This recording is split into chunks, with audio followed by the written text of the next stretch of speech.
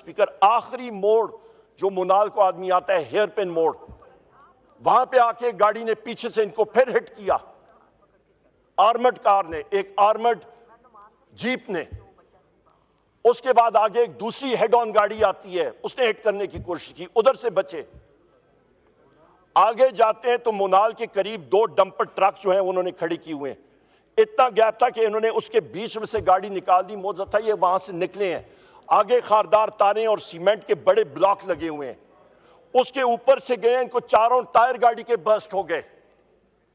वो गाड़ी उससे टपक के आगे गई और मुनाल से लेके हरीपुर की बाउंड्री तक 10 किलोमीटर का फासला है। एक दूसरा बैरिकेड लगा हुआ, वहां पे इनको रोकने की कोशिश की गई, पिस्तौल इनके ऊपर ताना गया, फायर हुआ, वहां से ये लोग निकले। मैं वहां पे हरीपुर की बाउंड्री पे खड़ा था जिस वक्त गाड़ी देखी जनाब स्पीकर, तो खुशकिस्मती के साथ जो इनकी बुलेट प्रूफ व्हीकल थी वो रन फ्लैट टायर्स थे, कि टायर फट जाए आखिरी उस पे वो कुछ किलोमीटर आप उस पर रन कर सकते हैं। उससे शोले निकल रहे थे, गाड़ी जवाब दे चुकी थी। दूसरी गाड़ियों में ट्रांसफर किया, हरीपुर की तरफ हम लोग जाके, और पेशावर हमने जाना था। रास्ते में मुनाल से और आपका हरीपुर के आधे रास्ते में पहुंचे तो पता चला कि रेंजर्स वहां पे आ गए। 300 से ज्यादा रेंजर्स की नफरी बिन बुलाए। अगले दिन अली अमीन खान साहब ने मानसेरा में आईजी केपी अख्तर हयात खान गंडापुर से और एक उनके चीफ सेक्रेटरी से पूछा कि रेंजर्स केपी में कैसे आई, किसने इजाजत दी। उन्होंने कहा रेंजर्स आ ही नहीं सकती जब तक सूबाई काबीना उसको इजाजत नहीं देती। इजाजत ही नहीं थी, फिर भी आ गए। और रोड्स उन्होंने मल्टीपल ब्लॉक किए हुए थे पूरी रात। टारगेट कौन था? वजीर आला खैबर पख्तूनख्वा अली अमीन खान साहब और बुशरा बीबी साहिबा। हमने दूसरे पहाड़ों में से रोड लेके हम लोग मानसेरा की तरफ गए। वहां जी होए आप करें ना, आप जरा वहां पे गोलियां खाएं, मैं फिर देखता हूं। 2-3 गोले खाए, आपको पता लगे, इनको पता लगे। जनाब speaker, order in the house, no cross talk please. जनाब स्पीकर, मैं आपको बताता हूं, जिस वक्त मानसेरा पहुंचे, अली अमीन खान साहब ने जब चीफ सेक्रेटरी और आईजी केपी से पूछा, उन्होंने कहा हमारी इजाजत नहीं थी। उन्होंने कहा इन रेंजर्स के खिलाफ आप FIR करें। तब वो वहां से हरीपुर से निकले। मैं पूछता हूं जनाब स्पीकर, ये सारी चीजें विद टाइमलाइंस आपको मैं बता रहा हूं। ये जब सारा हो रहा था, गोली किसने चलाई इस्लामाबाद में? जिम्मेदार शाहबाज शरीफ। रेंजर्स किसने भेजी हरीपुर में, केपी में, बिन बुलाए, बगैर इजाजत के? जिम्मेदार फेडरल गवर्नमेंट और शाहबाज शरीफ। ये गैर आईनी, गैर कानूनी इक़दामात जो हो रहे हैं, एक खैबर पख्तूनख्वा के चीफ मिनिस्टर को, उसके खिलाफ असैसिनेशन अटेम्प्ट कौन कर रहा है? आपका शाहबाज शरीफ। ये वो सूरत हाल है जनाब स्पीकर, जिसका इस हाउस ने और इस कौम ने और इस जुडिशरी ने नोटिस लेना होगा और जवाब देना पड़ेगा, क्योंकि हम लोग तब तक आगे नहीं बढ़ सकते जनाब स्पीकर जब तक ये जवाबात हमारे पास नहीं आते। क्या हम लोग एक वर्चुअल मार्शल लॉ में है? ये तो रियासती दहशतगर्दी हो रही है। मॉडल टाउन में रियासती दहशतगर्दी थी, डी चौक में रियासती दहशतगर्दी है। ये कब तक ये सारा कुछ चलेगा जनाब स्पीकर? क्या यही होगी रियासत के? हम सारा हिस्सेदार हैं। रियासत क्या होती है? मैं फिर आर्टिकल 7 आप पढ़ के देख लें।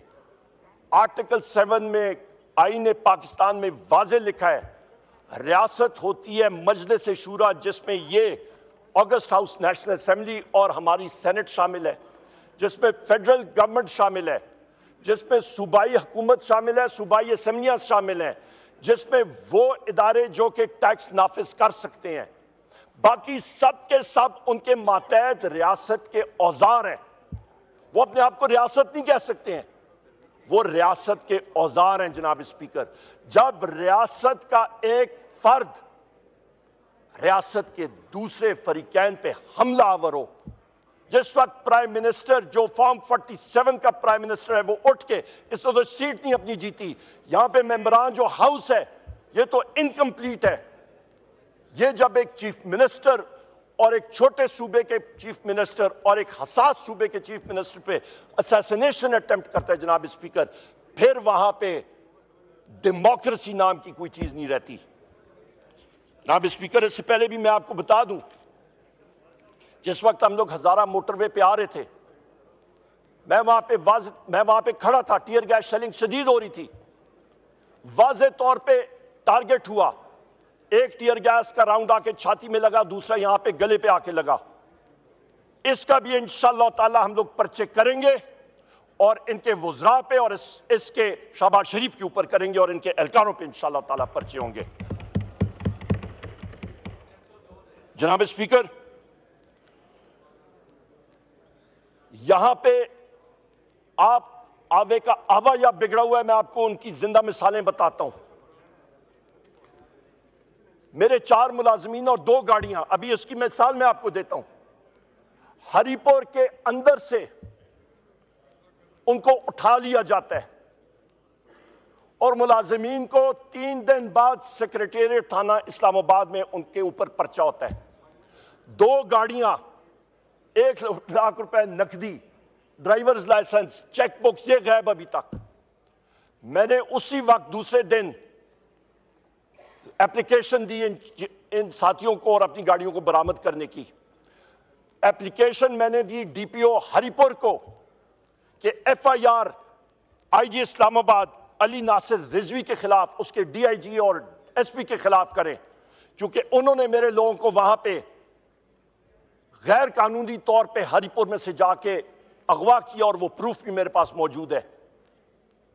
उन्होंने जब यहां पे लाया, मैंने कहा इनके खिलाफ आप पर्चा करें, पर यहां पे फेडरल गवर्नमेंट की नेगेटिव इंटरफियरेंस इस हद तक है केपी के अंदर कि जो आपका आईजी खैबर पख्तूनख्वा अख्तर हयात खान गंडापुर, उसने हरिपुर के डीपीओ को ऑर्डर किया कि आपने इस्लामाबाद के आईजी अली नासिर रिजवी के खिलाफ, डीआईजी के खिलाफ, एसपी के खिलाफ आपने पर्चे नहीं एफआईआर लॉन्च करना। यहां तक इसकी इन्वॉल्वमेंट है फेडरल गवर्नमेंट की जनाब स्पीकर। और क्यों?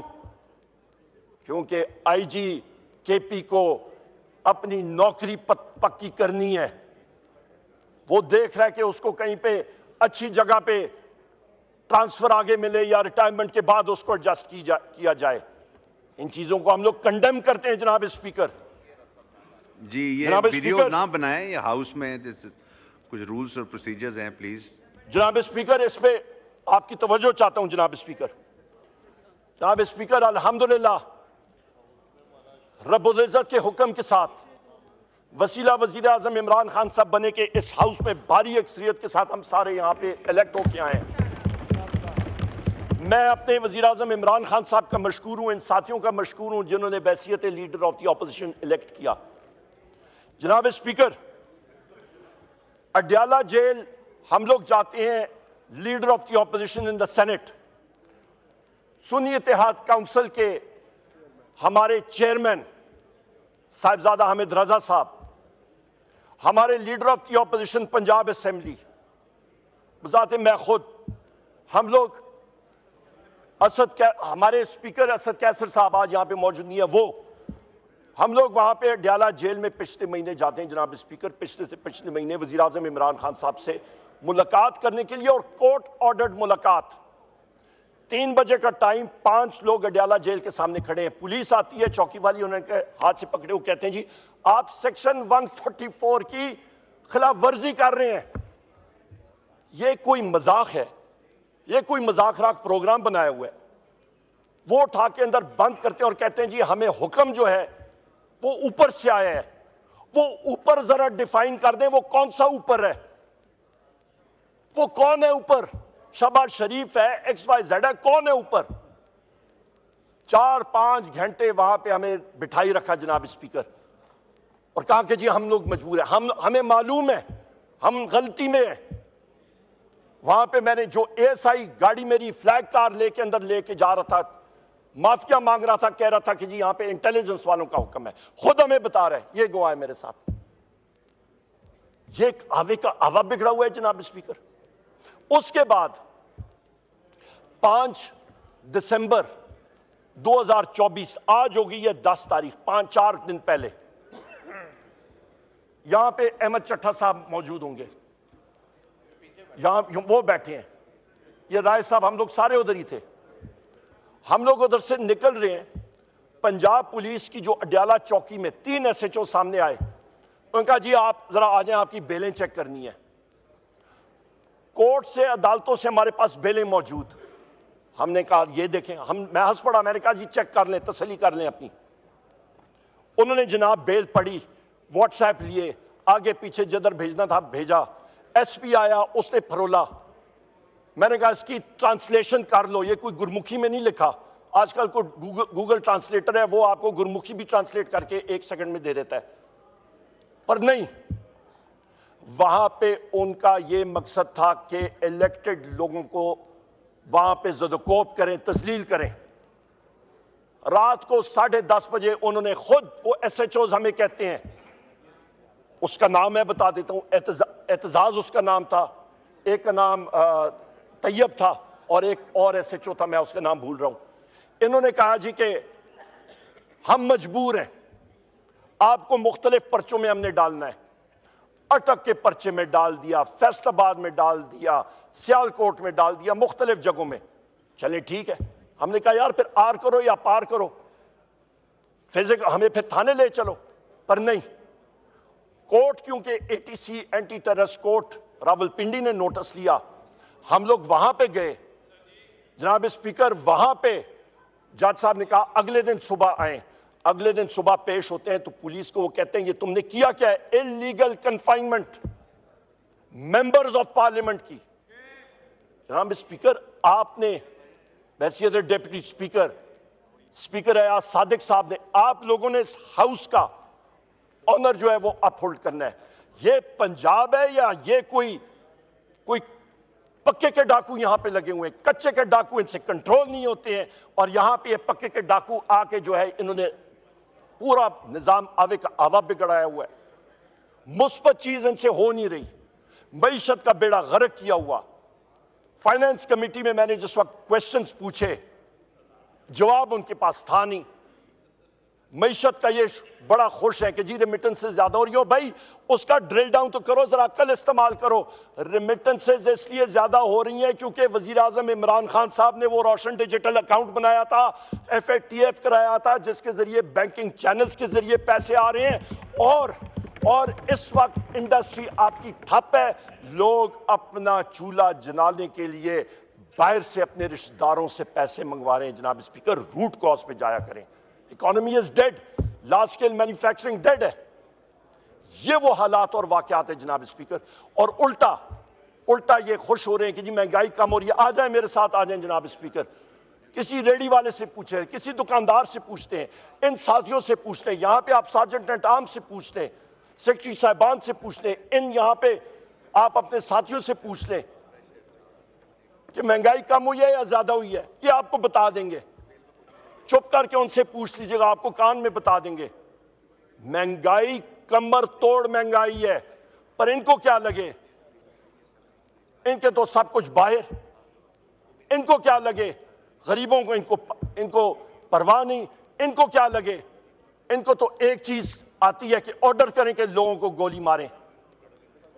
ये कन्वेंशंस और उसमें कह दें कि जी पॉपुलेशन बहुत बड़ा प्रॉब्लम है पाकिस्तान का।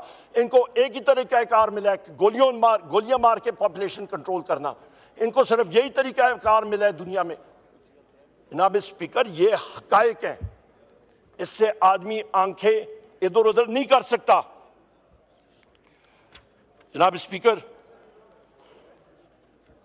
हमारे वजीर आजम इमरान खान साहब क्या चाहते हैं? बार उन्होंने कहा है, वो शख्स जो कि आज जेल में गैर कानूनी तौर पे बैठा हुआ है, उसके खिलाफ कोई केस है नहीं, उनको इस्लामाबाद हाई कोर्ट ने बरी कर दिया था, पर हुकूमत ने उनको अंदर रखा हुआ था। फॉल्स केसेस उनके ऊपर डाले हुए। हमारे जितने यहां पे साथी हैं, जितने, किसी के ऊपर साइकिल चोरी है, किसी के ऊपर मोटरसाइकिल चोरी है। ये शरफ अफजल खान मरवत साहब और मैं आज सुबह भी एटीसी अदालत में खड़े थे, वहां से मैं जा रहा था, मैंने कहा जी एटीसी अदालत इस्लामाबाद भुगती, आधे घंटे बाद एटीसी अदालत रावलपिंडी, उसके बाद 2 सेशन अदालतें इस्लामाबाद की, हर जगह हमारे खिलाफ केसेस। और ये आप कहते हैं यहां पे रूल ऑफ लॉ है। जनाब स्पीकर, ये मुल्क तब तरक्की करेगा जब यहां पे लीडरशिप स्ट्रांग होगी, जब यहां पे आईन और कानून की पासदारी होगी। जिस वक्त आपको राइट होगा कि आप आवाज बुलंद कर सकें बगैर किसी डर के कि आप पे 7.62 की गोली आके आपके सीने में लगेगी।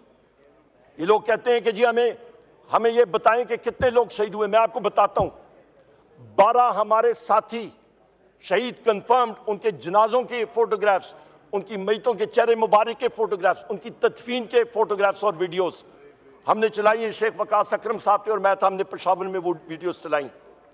उसके बाद 200 से ज्यादा, ये जरूरी सुन लें जनाब स्पीकर, 200 से ज्यादा हमारे लोग मिसिंग, मैं फिर रिपीट करता हूं, प्रिज्यूम डेड और शहीद, 5000 से ज्यादा अरेस्ट, सैकड़ों लोग जख्मी। कौन जवाब दिया जनाब स्पीकर? जिस मुल्क में यह हो रहा होगा, खाक की इन्वेस्टमेंट आएगी, कैसे मुल्क तरक्की करेगा? इसीलिए लार्ज स्केल मैन्युफैक्चरिंग को देखें, आपका डेड है, जीरो ग्रोथ, कोई इंप्लॉयमेंट जनरेशन नहीं। ये जनाब स्पीकर, आखिर में मैं कहता हूं कि ये जो हमारे साथी हैं, इनको रिलीज ना किया गया, जो बेकसूर अंदर बंद है, और हमारा 9 मई का और सानिया 26 नवंबर 2024 डी चौक का सानिया, और जो हमारे पख्तूनों के खिलाफ जुल्म हो रहा है, इन चीजों की इन्वेस्टिगेशन एक जुडिशियल इंक्वायरी या कमीशन के जरिए ना हुआ तो फिर हम मजबूर होंगे कि हम लोग पाकिस्तान में और बैनुल-अक़वामी दुनिया में हम लोग सिविल डिसोबीडियंस की मुहिम लॉन्च करें, और वो पुरअमन सिविल डिसोबीडियंस की मुहिम, वो हमारा हक है, वो हम लोग लॉन्च करेंगे। उसमें मुख्तलिफ स्टेप्स हैं, वो हमने इन्यूमरेट भी किए हैं, और वो जोर शोर से इंशाल्लाह होगी। बहुत बहुत शुक्रिया जनाब स्पीकर। जी, ख्वाजा आसिफ साहब का माइक खोलें।